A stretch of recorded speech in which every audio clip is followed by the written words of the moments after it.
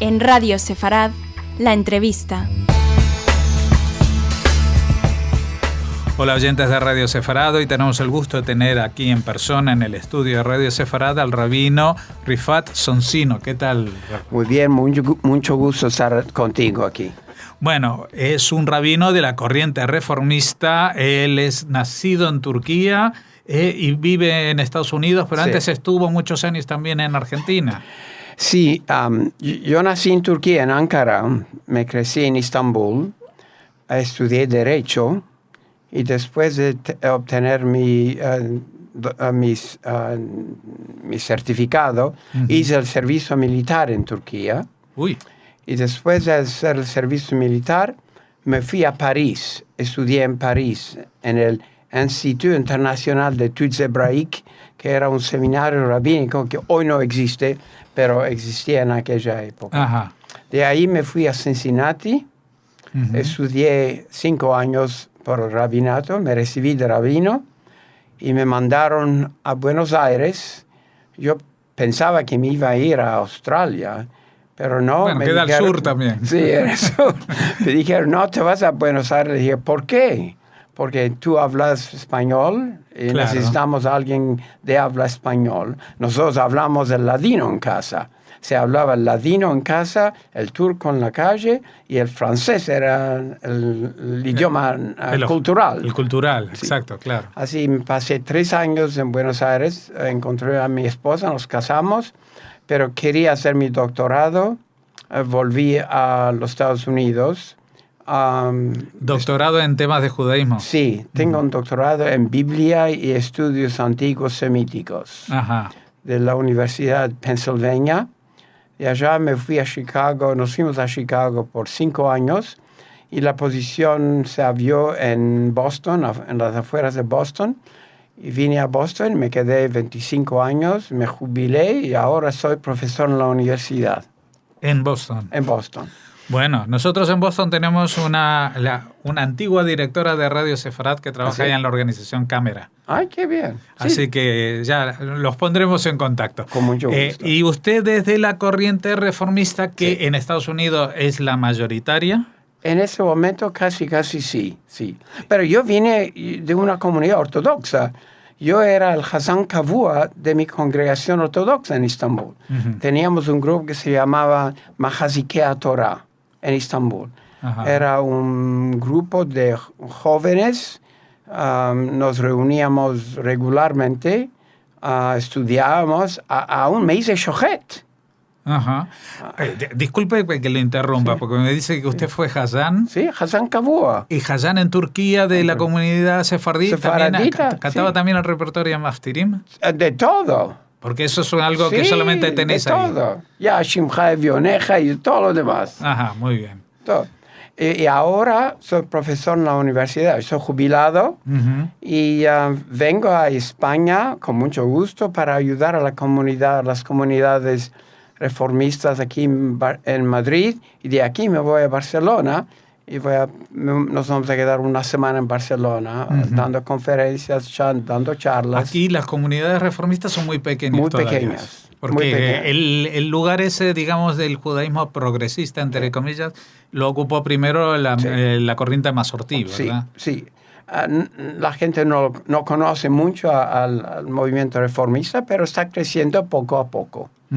¿Cuáles son las principales características que lo diferencian, por ejemplo, de las otras corrientes? La primera diferencia es que nosotros aceptamos la teoría del estudio de la Biblia en base a los estudios científicos de la Biblia. O sea, creemos que la Biblia no fue revelada en la forma en que está escrita, sino que, como lo dicen los sabios, en una época larga, en varias épocas. El estudio de la crítica de la Biblia es muy importante para nosotros. El segundo principio de la reforma es la elección de varios caminos. Uno puede aceptar varios caminos dentro de la reforma, dentro del judaísmo. La tercera posición de la reforma es que aceptamos la posición de la mujer en la Reforma. Una mujer puede ser rabina. Eso es lo más visible, lo más visible. llamativo. Y ahora aún más, porque cuando yo llegué a Cincinnati en 1961, no había ninguna rabina. Éramos todos hombres. Pero poco a poco empezaron a venir mujeres. Y en la Reforma no tenemos problema. Si una mujer quiere ser rabina, estudia y pasa los exámenes, no hay ningún problema. Se puede ser rabina también. Bueno, también dentro de lo que es la sinagoga reformista en Estados Unidos, hay una tradición también de lucha por los derechos civiles, por ejemplo. Sí, ¿no? Y la Reforma tiene una posición muy fuerte en esta. Sí, porque desde la época de Luther King se hacían las marchas con los afroamericanos. Muchos de estos. El libro de plegaria que tenemos es un libro de plegaria que hemos escrito en la Reforma por sabios del movimiento reformista. Hay variaciones, se pueden elegir varios textos dentro de un cuadro de la tradición judía, seguramente. Ahora una pregunta, porque usted me hablaba, lo primero que me dijo es que reconocen una visión de la Biblia desde el punto de vista científico, es decir, que no es una revelación. Entonces mi pregunta es la siguiente. Si no es una revelación, quiere decir que no todo, como está escrito, palabra por palabra, no hay un mensaje oculto, no existe una Kabbalah. Existe una tradición. Kabbalah en el sentido de tradición, sí. Y los textos son atribuidos a cierta gente. No sabemos si esta gente fueron los autores. Por ejemplo, como dicen los sabios de la Biblia hoy, seguramente que Moisés no escribió ninguna palabra. Las cosas fueron atribuidas a Moisés. Pero lo mismo pasó con el Zohar. El Zohar fue escrito aquí en España, pero fue atribuido a alguien que vivió miles de años atrás. Así que el concepto de la copyright, de derechos del copyright, no existía en aquella época. Al contrario, para darle más prestigio, uno atribuía los textos a gente de la antigüedad. Lo mismo, por ejemplo, el libro de Isaías. Es un libro, pero nosotros sabemos del estudio de la Biblia que son 3 Isaías, no son uno. Cada uno viviendo en una distinta época. No, pero yo también me refería a que, por ejemplo, los cabalistas se fijan mucho en qué letra, qué palabra, cuántas palabras, en qué orden, y entonces si un reformista quiere ser cabalista en el sentido técnico, puede ser, ¿cómo no? No hay problema. En la Reforma aceptamos las diferencias. Aceptamos las diferencias. Eso no hay problema. Si uno quiere ser místico, está bien que sea místico. Yo no lo soy, pero hay otros que lo son. ¿Y cómo ve usted? No es la primera vez que visita España, ¿no? No, hemos venido a España la 10ª vez que venimos, 10 veces. ¿Y cómo contempla el panorama de los judíos en España? Porque esta es una comunidad muy extraña, diferente, sí. Es muy joven, sí, porque solamente han llegado aquí en las últimas décadas, y por otra parte hay un vínculo muy especial, sí, con este país. Usted, sí, mismo, siendo sefardí de Turquía, sí, pues estaba ya entonces hablando un idioma relacionado con el español. Me parece extraordinario que el judaísmo está surgiendo en España. Hay gente que está descubriendo el judaísmo y esto es muy positivo, pero me parece es lamentable que dentro de la comunidad judía hay grupos que no se hablan uno con el otro y esto no está bien. Uno debe respetar la diferencia. Yo soy reformista, él es ortodoxo, otro es conservador. Está bien, cada uno que se ocupe de sus cosas, pero todos somos judíos, debemos poder hablar francamente uno al otro sin hacer diferencias políticas y religiosas. El respeto mutuo debe ser muy importante. En este momento no lo hay, lamentablemente.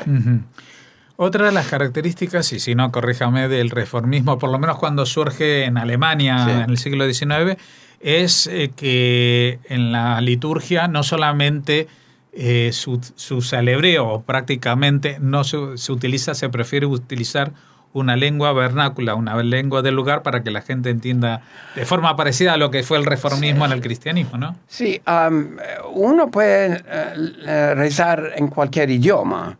En la tradición reformista, el texto básico es hebreo, con ciertas diferencias. Por ejemplo, nosotros en el movimiento reformista no esperamos la llegada de un Mesías en el futuro, sino que una era mesiánica.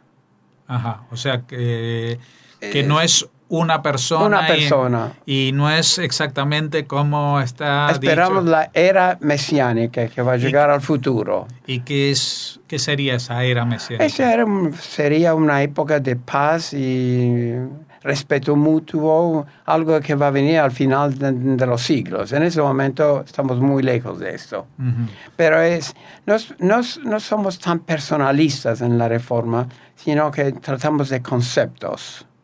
El mesianismo es esperar que va a haber un mejor tiempo en el futuro, no que una persona va a venir y miraculosamente va a cambiar el mundo entero. No, esto no va a pasar. Uh-huh.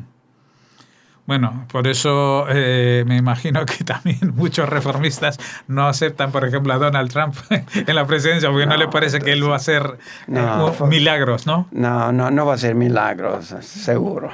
Bueno, ¿cuál es la relación que tienen los reformistas justamente con el Estado de Israel? Porque sí, yo sé que han habido problemas con el tema, por ejemplo, de las conversiones. Sí. Que no son reconocidas porque en Israel la vinculación es con la ortodoxia. Y otro tema es el Kotel, que las zonas de rezo en el Kotel se han habilitado una zona especial, pero como que no están en el mismo sitio que todos los demás, ¿no? Nosotros tenemos un sentido muy fuerte sobre Israel. Israel es muy importante para nosotros. Y en este momento existen varias congregaciones reformistas en Israel. Tenemos un seminario rabínico en Jerusalén.